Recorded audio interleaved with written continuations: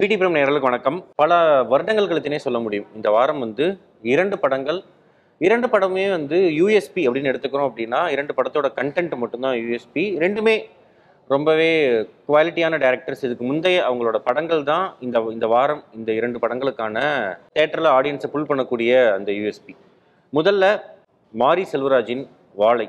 வாழை படத்தோட கதை ட்ரெய்லர் பார்த்தப்போவே தெரிஞ்சிருக்கும். ஒரு சின்ன பையன் அவனோட லீவு நாள் எல்லாத்துலேயும் போய் வாழை தோப்பில் காய் சுமக்கிறாரு. அது அவருக்கு பிடிக்கலை அப்படிங்கிறது அப்புறமா தெரியுது. இது மாரி செல்வராஜுடைய லைஃப்பில் நடந்த ஒரு விஷயத்தை பேஸ் பண்ணி அவர் எடுத்திருக்காரு. அந்த பையனுக்கு என்ன நடக்குது, அந்த ஊர் மக்களுக்கு என்ன நடக்குது அப்படிங்கிறத பற்றி பேசுது இந்த படம்.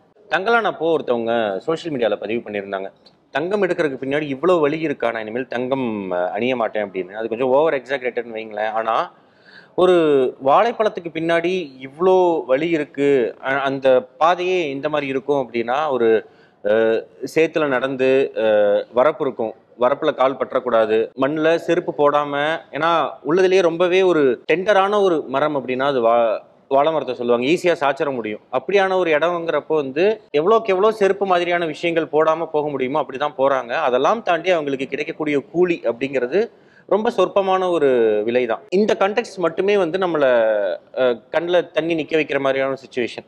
இது கூட அந்த பையனுக்கு வசந்தமா ஒரு சொர்க்கமா இருக்கிற ஒரே விஷயம் பள்ளிக்கூட நாட்கள். எஸ், நம்ம எல்லாத்துக்குமே இருக்கிற மாதிரி ஒரு டீச்சர் நமக்கு ஏஞ்சல் மாதிரி தெரிவாங்க. அந்த மாதிரி இந்த படத்தில் வரக்கூடிய அந்த கேரக்டருக்குமே ஒரு டீச்சர் ஏஞ்சல் மாதிரி தெரியுறாங்க. பூங்கொடி, எஸ், அந்த கேரக்டரில் நிக்கிலா விமல் ப்ளே பண்ணியிருக்காங்க. அவங்களுடைய ரோல் ஒரு இம்பேக்ட்ஃபுல்லாகவே இருந்துச்சு. ஏன்னா பார்க்குறப்போ நிறைய பேருக்கு கனெக்ட் பண்ணிக்க முடியும். அவங்களோட பள்ளி நாட்களில் அவங்க விருப்பப்பட்ட ஒரு டீச்சர் அப்படின்னா அந்த முகம் அவங்களுக்கு கரெக்டாக இருந்தது.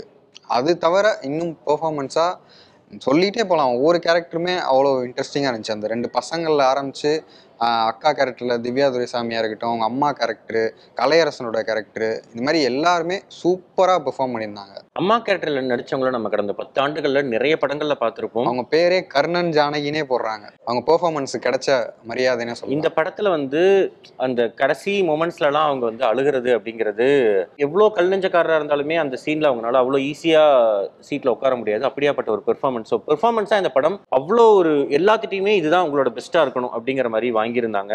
பெர்ஃபார்மன்ஸஸ், அப்புறம் ஏற்கனவே சொன்ன கதைக்களம். யார் அந்த வியாபாரி அப்படின்னு ஒருத்தவங்க இருப்பாங்க, அவங்களுக்கும் இந்த கூலிகளுக்குமா தான் நிறைய கான்ஃப்ளிக்ட் இருக்கும். ஏன்னா குத்தகைக்கு எடுத்திருப்பாங்க, இல்லை ஓனர்கிட்ட ஏற்கனவே ஒரு விலை சொல்லி பிச் பண்ணி வாங்கியிருப்பாங்க. இவங்க தான் விவசாய கூலிகளுக்கு கூலிகள்னு தருவாங்க. ஸோ அது ஒரு குறிப்பிட்ட விலையாக தான் இருக்கும்.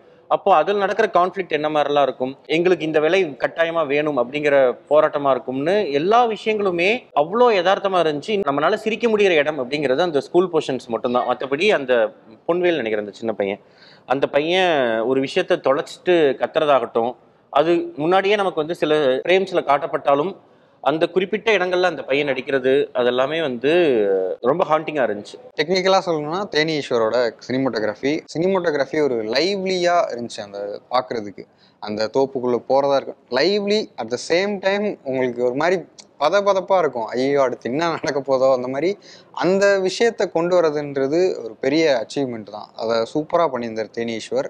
அண்ட் சனாவோட பேக்ரவுண்ட் ஸ்கோர் நிறைய இடங்கள்ல மெட்டாலிக் இன்ஸ்ட்ருமெண்ட்ஸ் தான் இந்த படத்துலையும்.